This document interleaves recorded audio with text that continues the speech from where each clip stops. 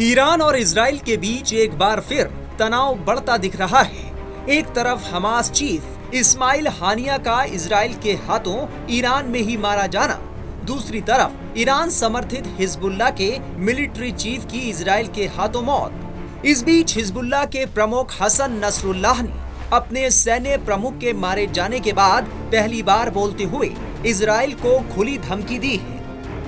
Nasrallah ने कहा कि हिजबुल्लाह के मिलिट्री चीफ फुआद शुकर को मारकर इजराइल ने सीमा पार कर दी है और उसे गाजा का समर्थन करने वाले सभी मोर्चों के गुस्से के लिए तैयार रहना चाहिए।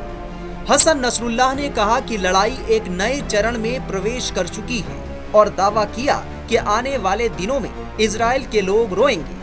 नसरुल्लाह ने 31 जुलाई को तेहरान में हमास के राजनीतिक प्रमुख इस्माइल हानिया की मौत के बाद हिजबुल्लाह और ईरान की जवाबी कार्रवाई के बारे में भी बात की। ईरान और हमास ने इजराइल पर हानिया की हत्या का आरोप लगाया है, हालांकि तेल अवीव ने अभी तक जिम्मेदारी नहीं ली है। बता दें कि इजराइल ने 30 जुलाई की शाम को लेबनान की राजधानी बेरूत में हिजबुल्लाह के सैन्य प्रमुख फुआद शुकर को हवाई हमले में मार दिया था।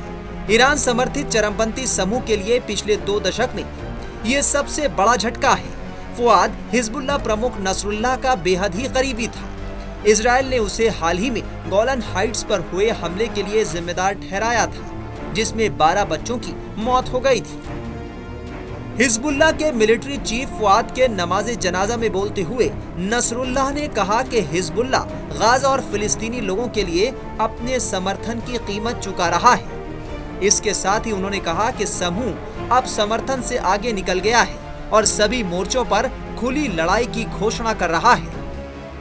हसन नसरुल्लाह ने आगे कहा कि उसने दक्षिणी लेबनान में हिजबुल्लाह लड़ाकों को 30 और 31 जुलाई को लड़ाई रोकने का आदेश दिया था, लेकिन 2 जुलाई से और तेजी से हमला शुरू होगा। नसरुल्लाह ने एक बार फिर दोहराया कि गोलन हाइट्स के मजदल शम्स में रॉकेट हमले के पीछे हिजबुल्लाह नहीं था। उसने कहा कि हम इजराइल को जवाब देंगे और ये फाइनल है।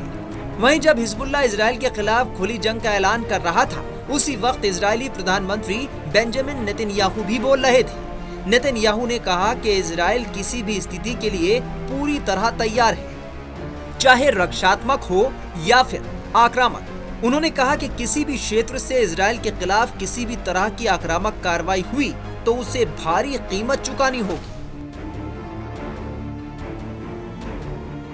Times now of Bharat digital की रिपोर्ट।